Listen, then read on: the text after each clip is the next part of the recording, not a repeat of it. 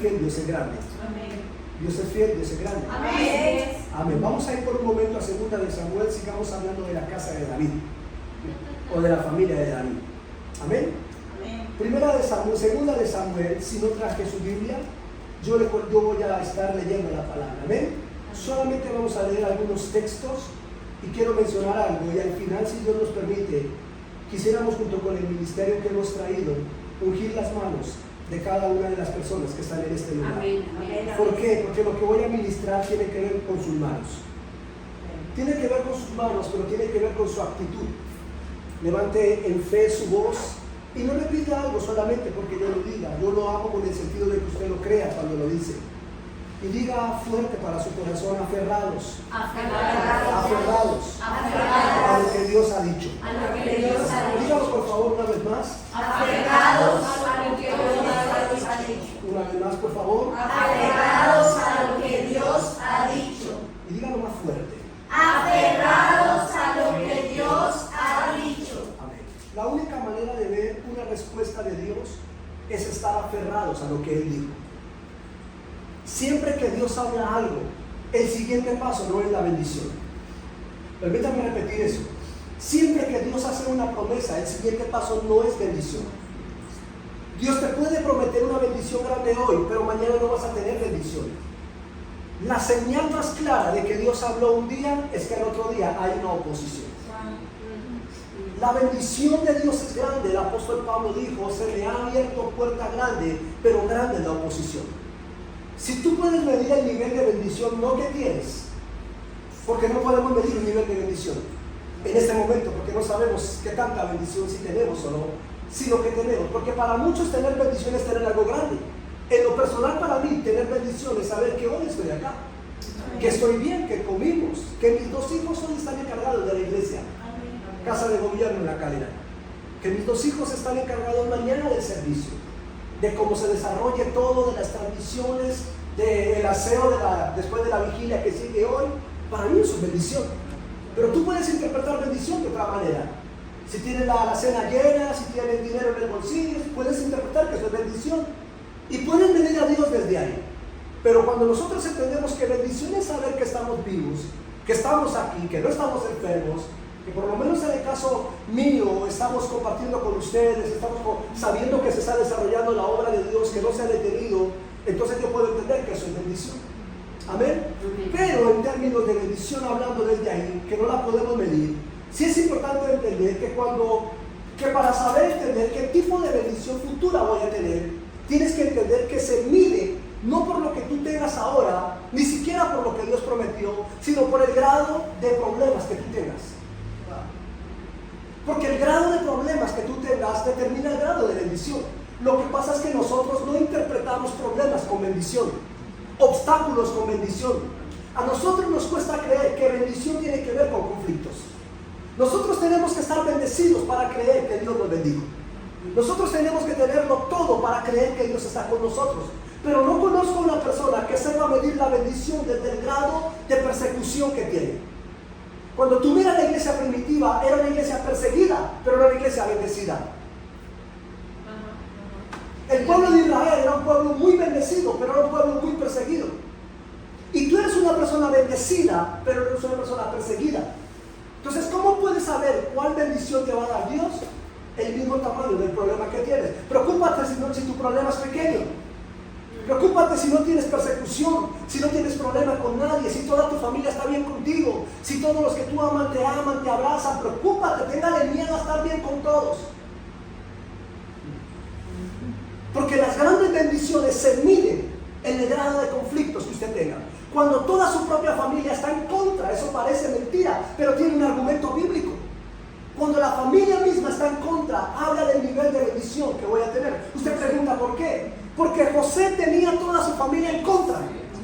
Sus hermanos lo odiaban, sus hermanos no lo amaban, sus hermanos lo vendieron, sus hermanos le tenían envidia, sus hermanos lo hicieron pasar por muerto, sus hermanos lo metieron en una cisterna, sus hermanos lo desnudaron, pero era un hombre para una gran bendición. Y tú dices que José sufrió, pero tienes que entender por qué sufrió. Él sufrió el grado de lo que iba a ser bendecido. Entonces no involucre a Satanás en problemas. No involucre a Satanás en conflictos. No involucre a Satanás en problemas que usted tiene. Ahí no hay diablo, ahí hay una promesa. ¿Por qué tengo problemas? No porque el diablo se me levantó. Porque discúlpeme con el amor, si usted es de los que deja que el diablo se le levante, entonces no tiene autoridad. Sí, amén. Así es. Amén,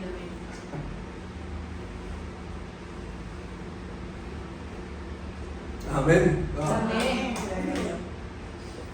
Amén. La bendición la tienes que interpretar en la persecución.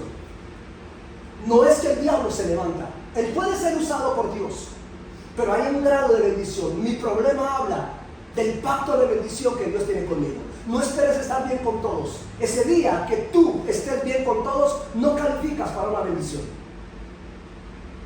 Porque todo problema es detrás. El problema viene. El problema, diga conmigo, el problema es simplemente el motivo para que yo me decepcione.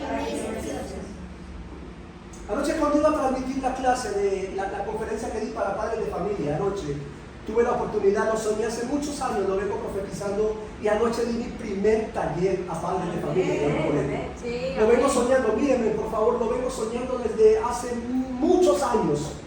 Vengo soñando con las universidades, con dar talleres a padres, y después de tantos años de aferrarme a lo que Dios me prometió, anoche se cumplió ese primer sueño. Una conferencia a padres de familia que no tienen nada que ver con Dios. Le pedí a Magali el permiso para dirigirme desde la oficina a esos padres de familia, y estaba sentado y me llama la atención que leo un versículo en la pared de Magali. Dice: a ti te digo, no temas ni desmayes y no te desanimes, porque yo, Jehová el Señor, estaré contigo. Lo que pasa es que usted no sabe cómo me sentía yo ayer. Y cuando leí eso, no te desanimes, porque estoy contigo. ¿Te sabes ese versículo de memoria? ¿Verdad? ¿Te sabes ese versículo? Pero cuando lo lees, sabes que eso habla de ti. Amén. Porque Dios siempre te recordará que sin importar cómo estés viviendo, lo que esté pasando contigo, siempre va a usar un medio para recordarte que detrás de lo que estás viviendo hay una gran bendición. Pero tú tienes que interpretar a partir de hoy problemas con bendición, conflictos con bendición, deuda con bendición, estancamiento con bendición. Todo eso tiene factor. Dios habló tan grande de mí que tengo que vivir ese proceso. Amén. Pero el motivo es desanimarme. ¿Por qué? Porque si yo me desanimo, suelto lo que Dios me prometió. Y la única manera de lograr lo que Dios me prometió es aferrarme a lo que Dios me prometió. En el libro de 2 de Samuel, en el capítulo 23, en el verso 9 al 10, voy a citar la Reina Valera, dice: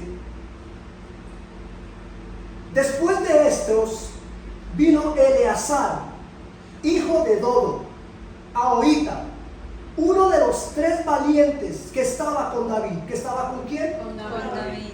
Si tú eres de la casa de David, tú no puedes andar con cobardes.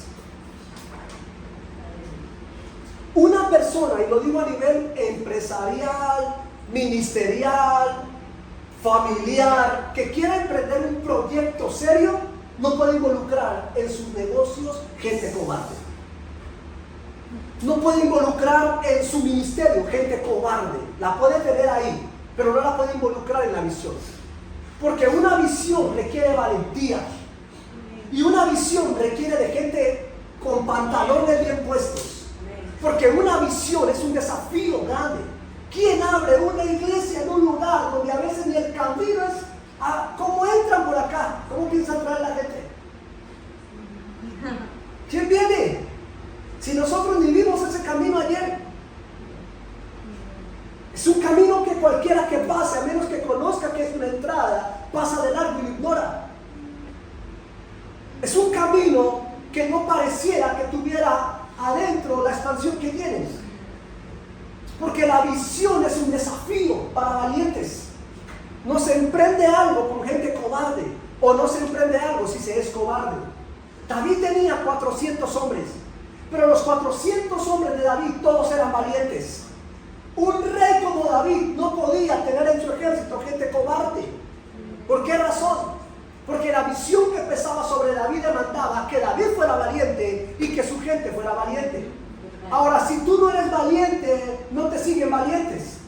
Así es. Porque la valentía de los que te siguen dependerán de la valentía que vean en ti. Si a ti no te ven crecer, si a ti no te ven avanzar, si a ti no te ven, si tú puedes decir una cosa, pero no ven en ti avance, no ven en ti, ¿quién te va a seguir? ¿Quién te va a seguir? Si tú mañana, el éxito que Dios les dé acá, te paras a predicar y a decirle a pastores, decirle, abran la obra, no importa el rincón más oscuro que Dios, ellos tienen que ver que tú un día lo hiciste y que tienes resultados para poder hablar de que se necesita valentía para emprender esa visión. ¿Estamos juntos? Amén. Amén. Dentro de los 400 de David, habían 30 que se decían los valientes de David. 30. Pero dentro de esos 30, hijo, habían 3. 400 valientes, pero de 400 habían 10 al lado de David. Y de 10 habían 3 al lado de David. Y dentro de los 3 exaltan a uno, llamado Eleazar. Y dice que que estaba con David, cuando desafiaron los filisteos que se habían reunido para la batalla, dice que este hombre se levantó e hirió a los filisteos hasta que su mano se cansó y quedó pegada su mano a la espada. Y aquel día Jehová le dio gran victoria a todo Israel. Hay algo importante que quiero mencionar acá, aunque todo ha sido importante desde que estamos con ustedes. Amén. Amén. El hecho de haber estado con ustedes ya es importante. Amén, así es. Pero dentro de esto quiero mencionar lo que es importante en relación a la palabra. Toda pérdida, todo estancamiento, todo retroceso, todo conflicto, toda depresión, toda soledad, toda falta de avance causa miedo y desánimo. Por más berraco que seamos, alguna situación que no vaya de acuerdo a nuestros planes nos va a desanimar, nos va a frustrar, nos va a hacer sentir que no lo vamos a lograr. El miedo está presente detrás de la bendición. De hecho, tú no necesitas estar con el diablo al lado para tener miedo. Tú necesitas que alguien te diga que lo vas a lograr y te va a dar miedo de una.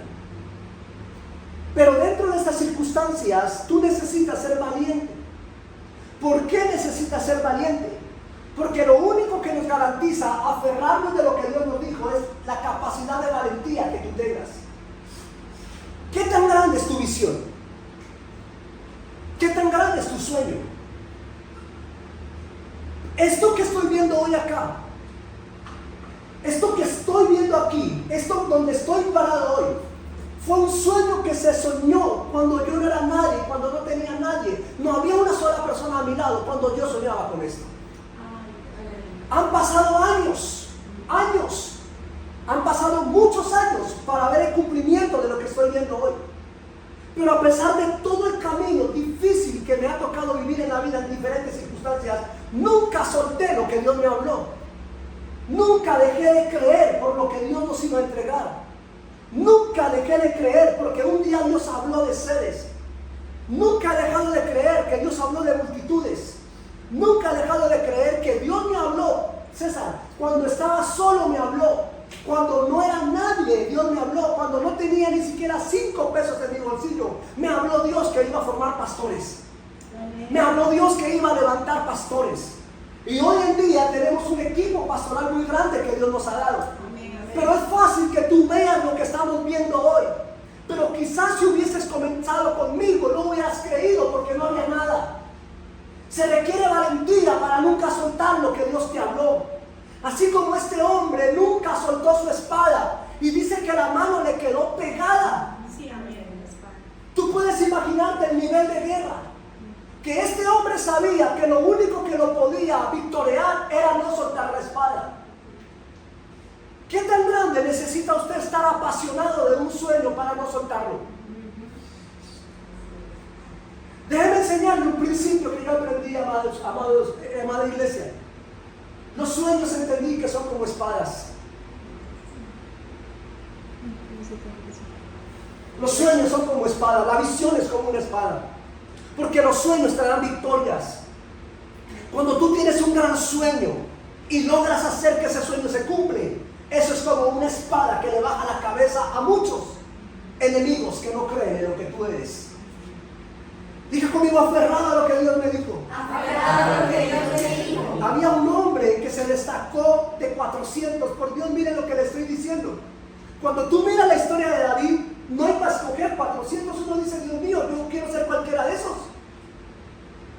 Eran hombres que mataban gigantes. Dice la palabra de Dios que hubo un soldado de David que peleó contra 3 gigantes en un tiempo de nevar. Y dice que con su lanza los atravesó. Uno lee eso y dice, wow, cereza. ¿Cierto? O lees otro que dice que con una onda mataba gigantes. Uno dice, wow, no había un solo hombre que no se destacara ahí. Pero sin embargo, aunque la Biblia registra las escenas y las batallas y los éxitos de cada uno de los 400, este uno sobresale.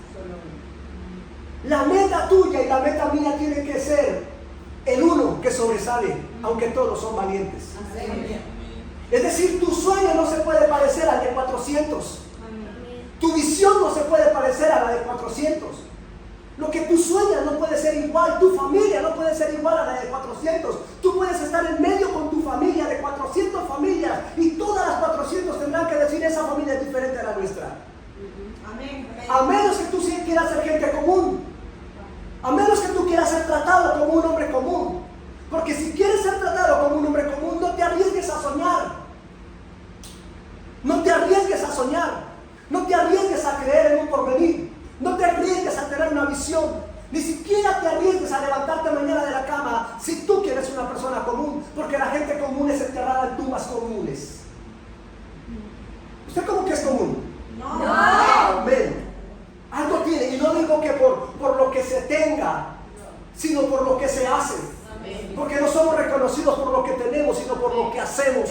Este hombre no era lo que tenía. La espada de él no era una espada súper especial. No era la espada de la guerra de las galaxias. No era la espada de ninguno de estos. Era una espada común y corriente, pero esa espada hizo lo que las otras espadas no hicieron. Es decir, no se trata de la espada, se trata de la mano del que tiene la espada. Entonces no se trata de quién tiene el sueño. No se trata del sueño, se trata del que lo sueña. Porque tú puedes decir, apóstol, tengo tremendo sueño, y mi sueño puede ser pequeño. Pero aunque mi sueño puede ser pequeño, puede llegar a ser más impacto que el de otra persona grande. ¿Por qué? Porque no se trata del sueño, sino del que lo tiene. Yo conozco gente que tiene tremendas ideas. Uy, apóstol, y pasan los años. ¿Y qué pasó con ese emprendimiento? Ay, no, apóstol, no, lástima que a mí Dios no me dio ese sueño. Porque yo sí lo hubiera hecho en realidad. Dígale que está a la par, yo sí sé mover la espada. Yo sí sé mover la espada. Lo que quiero llevar a entender es que tomes esto muy fuerte y muy serio. Que te tengan que arrancar el sueño de la mano. Que te pegues tanto a tu sueño y a tu visión. Que te pegues tanto a tu futuro y a lo que quieres, que tienes que hacerte así para despegarte.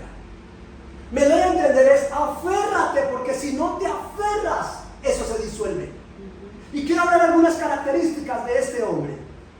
Este hombre representa un espíritu de avance y lo voy a simplificar en 3 áreas. Primero, el espíritu de Eleazar. El espíritu de Eleazar dijo, no retrocede cuando otro retrocede.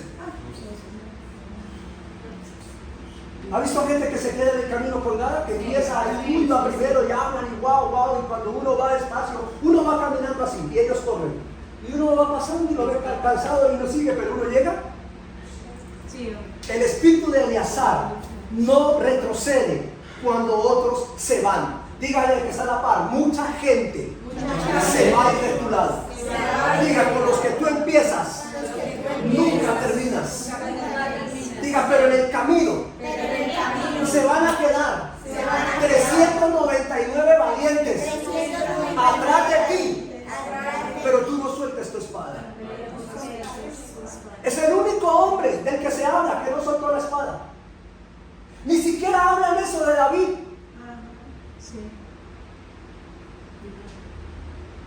Ni siquiera lo dicen del gran rey David, el hombre más valiente de la tierra.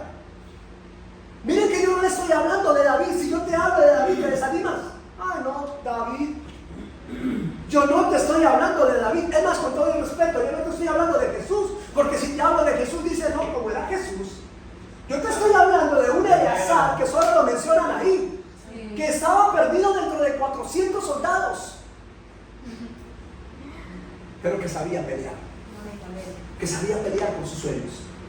Que no era aquella gente que rápidamente retrocede cuando un enanito se le viene a pelear.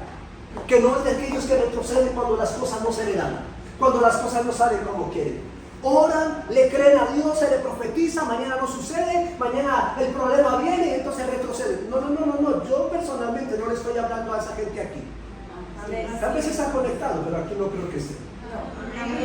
Amén. Número 2, el espíritu de David persevera de Eleazar. El espíritu de Eleazar persevera porque está determinado hasta lograr la victoria. ¿Persevera hasta cuándo? Hasta lograr la victoria. ¿Te vas a acordar?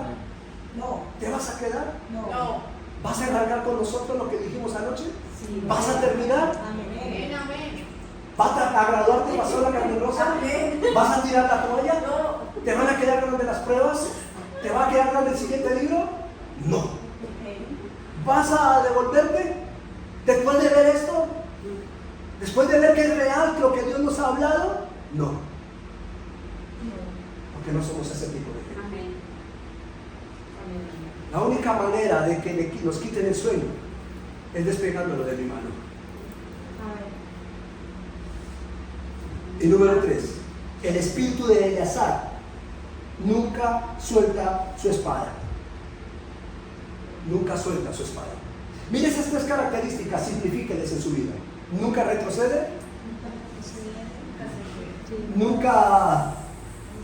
Se determina hasta que logra la victoria y nunca suelta su espada. Ahora bien, para ir cerrando, un principio más para abreviar todo lo que tengo acá. La Biblia dice aquí en verso 10, verso 9, en la parte B, dice: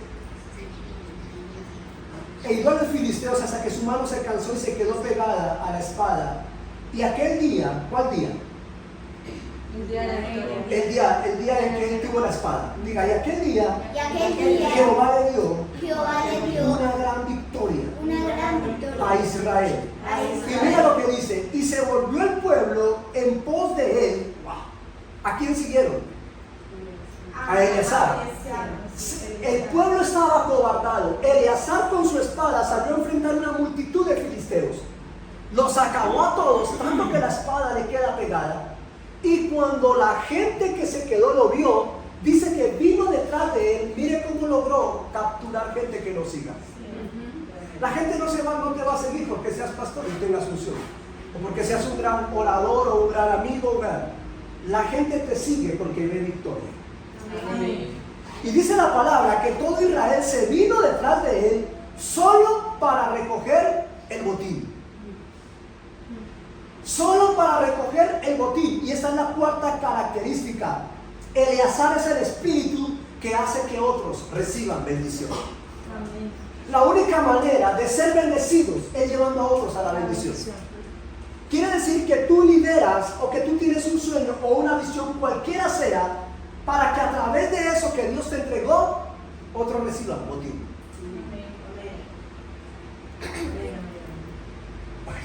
Pudiéramos quedarnos aquí a hablar mucho porque ya lo espíritu, pero no, voy a respetar los tiempos.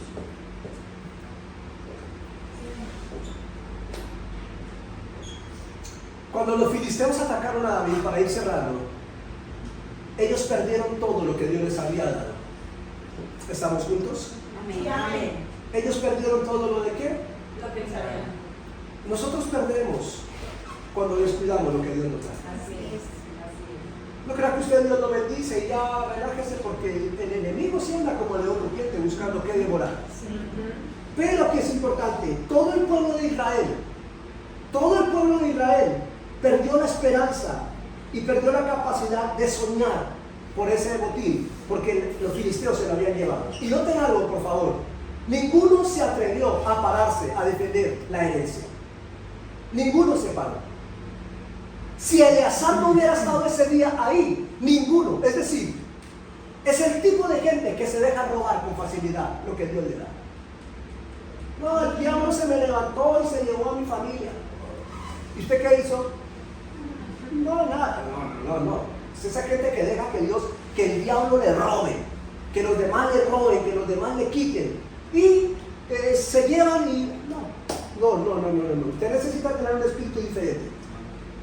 Porque el espíritu de Eleazar se levanta cuando los demás pierden esperanza e inspira a otros para que alcancen su bendición. Cuando esta gente vio que un solo hombre se levantó para lograr la victoria, lo hicieron su líder. Lo hicieron su líder. La gente nos sigue porque ve algo en nosotros. Así no vean algo grande, por lo menos ven fe. Y cuando se arriesgan a creer como cree uno, reciben una bendición. Pero no espere que te sigan simplemente por lo que tú tengas, porque lo que tú tengas se acaba. Dios quiere que nos levantemos para que la gente sea bendecida y nos siga por lo que hacemos. Es decir, tenemos que ser fuente de inspiración. Ese es el espíritu de Eleazar. Y esa es la palabra con la que quiero abrir e inaugurar este bello lugar que ustedes han levantado para Dios. Dios traerá cosas grandes, grandes para esta casa. Pero para que la gente venga a recibir botín, no de sus manos, sino de las victorias que Dios les va a dar, necesitan ver gente como ustedes, que no retroceden, que lo único que hacen para acabar ese sueño es que le quiten de su mano su espada. En otras palabras, no pare hasta lograr la victoria. No suelte lo que Dios le habló. Apóstol, pero no se ha dado. Apóstol, pero empeoró. Apóstol, pero ahí vamos, empeoró, no lo tiene, pero Dios lo habló. Aférrese. A lo que Dios le habló, aférrese. Porque lo que usted se aferre es lo que le va a dar la victoria.